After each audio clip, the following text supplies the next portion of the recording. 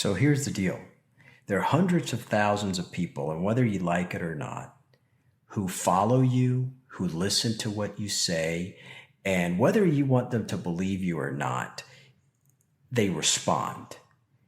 What is it that you think that group, including myself, what don't we have that what you say at least seems on the surface to be providing?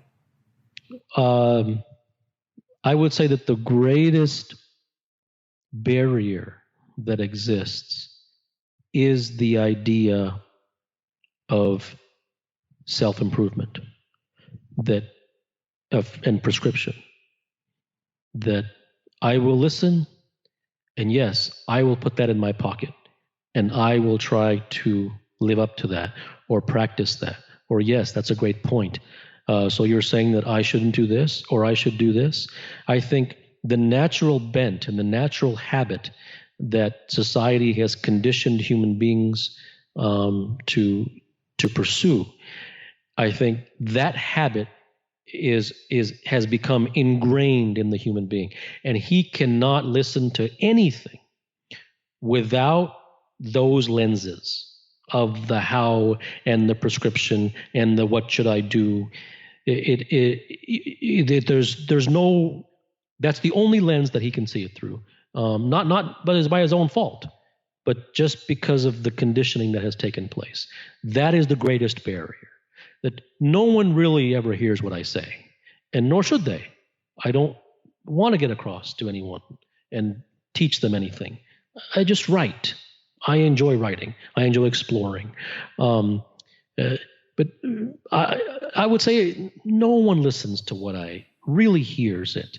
They hear the buzzword, and they pick out the things that they think sound nice, and then they prescriptionize it automatically. And it's done in a flash of a second. Let's assume the 26 who truly are listening and taking it in.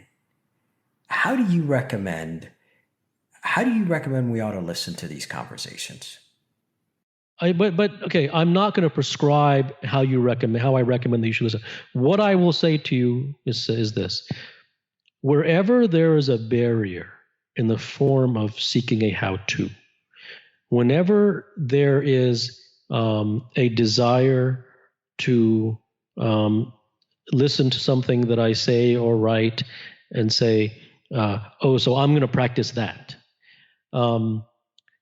That leads one further and further into bondage, because that has now been prescriptionized, and it has replaced all of the other prescriptions that never got them anywhere.